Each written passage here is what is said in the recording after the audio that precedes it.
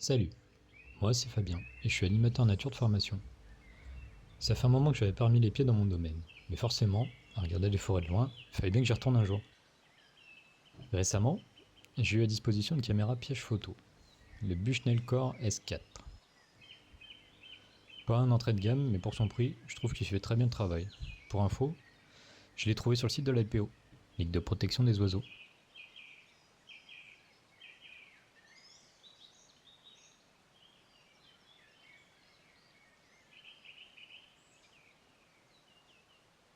Après quelques essais, je me suis dit, pourquoi pas partager ces images avec vous.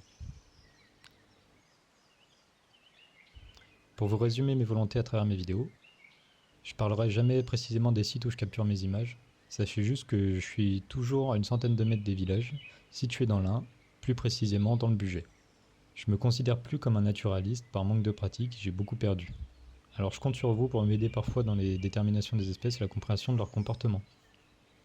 Mais j'essaierai tout de même de vous apporter quelques informations sur les espèces que j'aurai la chance de filmer.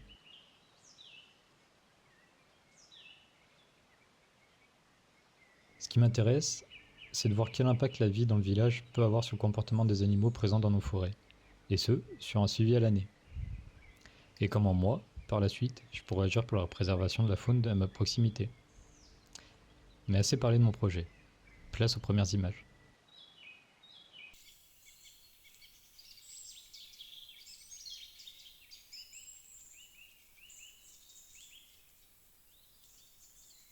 C'est le premier déclenchement seulement quelques heures après avoir posé le piège et notre chevrette apparaît.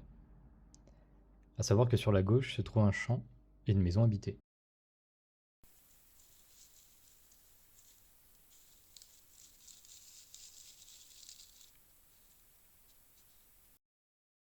Presque une heure après, avec ses bandes blanches sur la tête, un peu plus furtif, c'est le blaireau.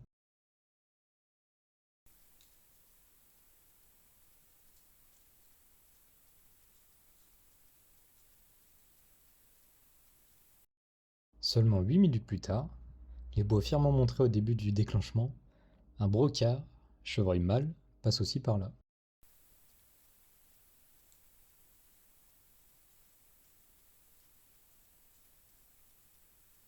Ok, pause. Reviens en arrière. Avance doucement. Stop. Zoom un peu.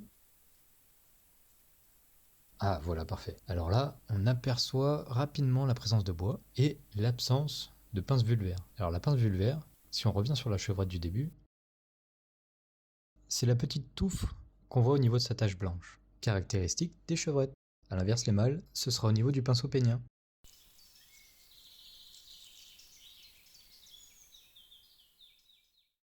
Bon là, je vous ai ralenti la vidéo. C'est un renard roux.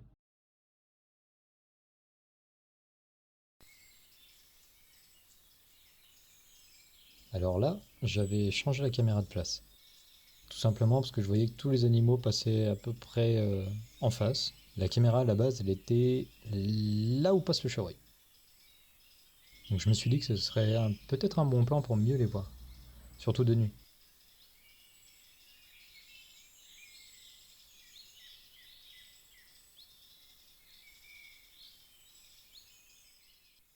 Alors pour ceux qui connaissent cette espèce, je vous laisse imaginer la tête que je pouvais faire en découvrant ces images. En plus, il s'arrête juste à côté de la caméra pour nous montrer ses 4 anneaux noirs au bout de sa queue, caractéristique du chat sauvage, sylvestre ou forestier, appelez-le comme vous le voulez. C'est une espèce pas facile à déterminer, mais je pense pas me tromper. Pour les experts, n'hésitez pas à me dire en commentaire. Faut se dire que le territoire d'une femelle, c'est à peu près 500 hectares, et le mâle, lui, ça va être plutôt 2000. Du coup, il va passer sur le territoire des femelles. Alors, ce que je vous ai pas dit et ce que j'ai pas filmé non plus, c'est que la forêt était complètement retournée. Il n'y avait qu'un seul animal pour creuser des trous comme ça, c'est le sanglier.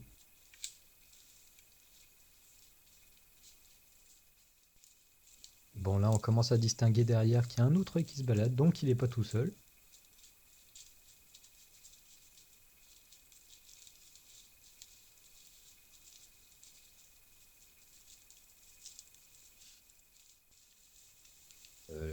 Là, ça fait beaucoup de... bah, il y a les petits. Donc les petits du sanglier, les marcassins. Et ils sont 7 au total. Retenez-les bien, parce que on les reverra sur d'autres vidéos. Allez, juste pour le plaisir de voir ces petites têtes, je vous ai remis la vidéo.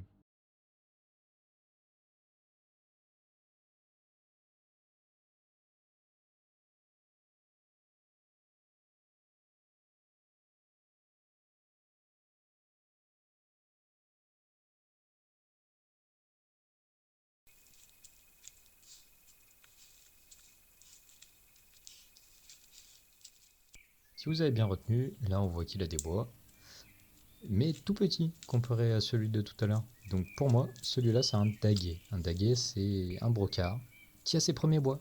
On voit aussi que son pelage est en pleine mue.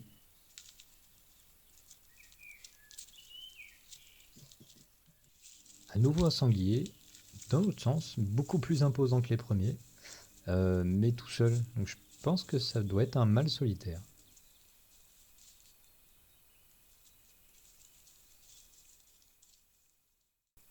Alors, là c'est une martre. Enfin, je pense. Simplement parce qu'on est dans les bois et que j'ai jamais vu de fouine là-bas.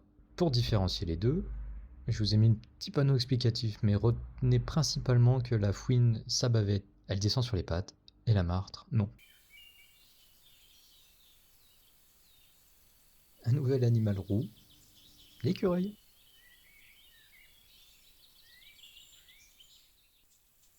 Et on a commencé cette vidéo par une chevrette, et pour finir la semaine, une nouvelle chevrette est passée.